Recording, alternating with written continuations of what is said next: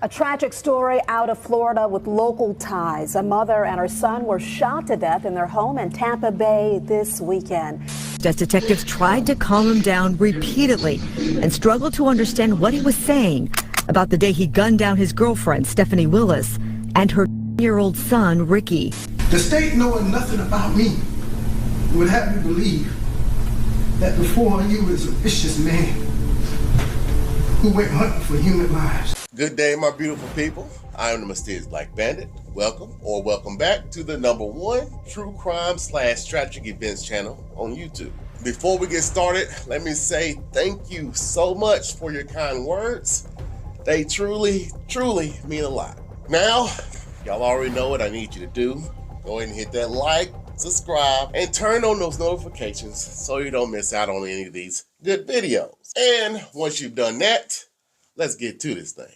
Stephanie Willis was born and raised in Beaufort, South Carolina with several of her siblings, but when she grew up, she moved around a lot. She first moved to Georgia where she met her husband and had her first child, but that marriage didn't last too long. After some complications and dealing with some events that was too hard to get over, they eventually got a divorce and her and her son Ricky moved to Tampa, Florida to have a fresh start. Now, when she first got to Tampa, she didn't know anybody, so her and her son kind of struggled for a little while, but with her great spirited attitude, she quickly found herself a job as a home health aide caring for elderly patients. Stephanie was one of those type of people that had a very big heart and couldn't stand watching people who couldn't help themselves. So this inspired her to enroll in the Hillsborough Community College to pursue a CNA license. As time went on, things started to fall into place for her. She had her own place, a good job, and her own vehicle, so her and her son Ricky was living a pretty good life, but the one thing she felt she was missing out on was a good father figure for her son. About 18 months down the road, Stephanie met a man named Tyrone Terrell Johnson who wasn't a complete stranger. As a matter of fact, they actually knew each other growing up in South Carolina, but really didn't talk that much. Now, Tyrone was a military man.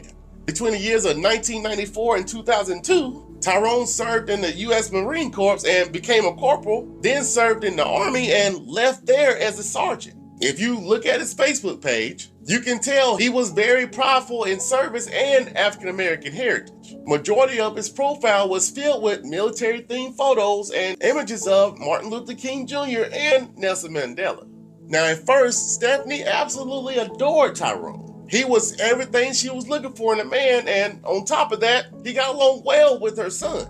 Now, Tyrone felt the same exact way about her. He would post on Facebook all the time about how happy he was that she was in his life. Now, on New Year's Eve, tragedy struck when Tyrone received a devastating phone call about his 22-year-old son who unalived himself in South Carolina by shooting himself. With this type of news, in addition to him recently having foot surgery, Stephanie knew that he needed someone to be close to him at this time. So she moved him in her apartment to help him cope with this horrible incident. She was there with him while he grieved, took him to the hospital, and cared for him as he began to recover. Now, about a year or so into the relationship, Stephanie found out her grandmother had passed away, so her and Tyrone went to South Carolina for the funeral. The family said that they knew that Stephanie and Tyrone had been dating, but never met him face to face until that day. They said that he seemed to be a pretty good guy, so they accepted and treated him like family, especially since Stephanie loved him. But what they didn't know was Tyrone was just a demon in disguise. Now, on October 21st, 2018, shortly before 7 p.m., Tyrone called the police and reported that he had just shot 2 people after being attacked. Once the deputies arrived, they discovered the deceased bodies of 34-year-old Stephanie Willis and her son. So Tyrone was taken into custody for questioning. As soon as he sat down in the interrogation room, he tells deputies that him and his girlfriend got into an argument when he wanted to change the channel to watch a football game.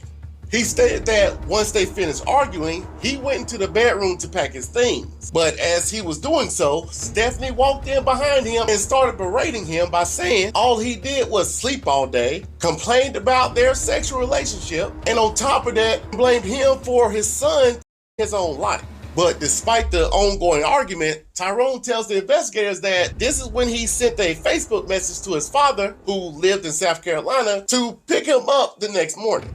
At this point, Tyrone tells them that they began tussling and Stephanie pushed him off his knee roller, which is something he was using to get around due to his surgery, and caused him to fall on the ground next to the bed. As he laid there on his back, he armed himself with a Glock 22 handgun and began shooting at Stephanie, who had a PlayStation in her hands. Then he tells him that soon afterwards, Ricky came into the bedroom screaming and accusing him of hitting his mother, so he pushed him away and began shooting at him too. Now, from Tyrone's story, all the shots were supposedly being fired in the master bedroom, but shortly afterwards, investigators found out that what he was telling them wasn't the complete truth.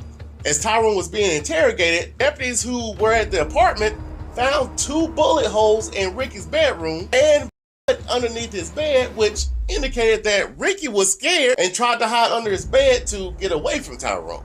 With that evidence and information, 42-year-old Tyrone Terrell Johnson was arrested and charged with first-degree felony murder, second-degree murder, and aggravated child abuse. Now, once Stephanie's family heard the news and Tyrone's statement, they knew from the jump that he was lying and believed that he had become abusive after Stephanie was trying to leave him. Now, about 4 months back, Stephanie had started talking about how she didn't think she wanted to be with him anymore. She stated he was clinging on to her and was upset and angry all the time. For this horrendous crime, the district attorney for Tampa sought the death penalty because they felt that this would be the only way to give justice to Stephanie and Ricky's family. Now, Tyrone's trial lasted just a little over a week. The jury was shown the dramatic video of Tyrone's interrogation after being arrested and images of the scene where Ricky and his mother's bodies were found lying next to each other on the floor. The medical examiner stated that both Stephanie and Ricky were shot multiple times in the body, but their cause of death was the gunshot wound to their head. The prosecutors, who was trying to paint the picture for the jury, stated that Ricky, who was frightened to death, ran to his room after seeing his mother being shot, crawled under the bed to hide from Tyrone, but Tyrone found him and shot him multiple times while he was under the bed. Then he stated that once he committed these crimes, he moved their bodies close to each other to stage the scene before he made the phone call to 911, claiming he was defending himself. Now, Tyrone's attorney said that Stephanie had been drinking that day, which sparked into the argument over changing the channel, which turned into personal insults. He also argued that Tyrone shouldn't get the death penalty, but instead get life in prison because at the time, Tyrone was grieving the death of his son, plus he has PTSD from the military. Despite everything that Tyrone's attorney stated, the jury made the unanimous decision that Tyrone Johnson was guilty of first-degree murder and he should die for his crimes. Before Tyrone was sentenced, he wiped away all his tears and begged for mercy. He stated, "I am truly remorseful and deeply sorry. I am deeply sorry by all who have been hurt by this. I can never offer any apology enough to change any of this." Over the next half hour, he apologized and pleaded to the family and jury to forgive him for his actions, but regardless of that, the Tampa judge had the final say. Suffice it to say that a precious is dead. This murder was heinous, atrocious, and cruel. For those acts, I sentence you to death. On November 17, 2021, Tyrone Terrell Johnson was sentenced to death and is now locked up in Hillsborough County on Florida's death row. And that will bring this horrible, horrible video to an end. I will never understand why stuff like this happens to people like Stephanie and her son. Stephanie Willis was one of those type of people that had the biggest heart, who couldn't stand to see other people struggle, and no matter what the person needed help with, she was always willing to offer whatever it was to help them.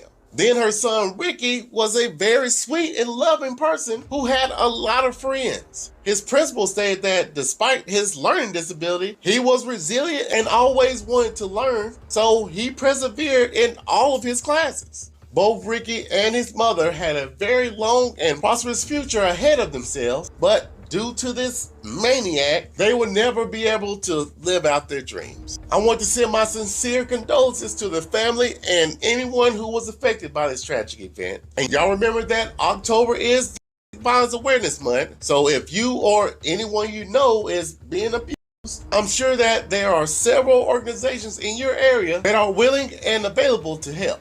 All right, family, thank y'all so much for watching and supporting this channel. And for those that have been sending donations, listen, thank you so much. That makes me feel so good. I work so hard on these videos and I don't get the views that I should be getting, but they'll come soon, hopefully. Anyway, if y'all want to continue to help this channel grow, go ahead and hit that like, subscribe, turn on those notifications, and share with a friend, and whatever else y'all want to do to help me out. I'll be grateful for it regardless. Y'all make sure you have a wonderful day, and until next time, stay mysterious, my friend.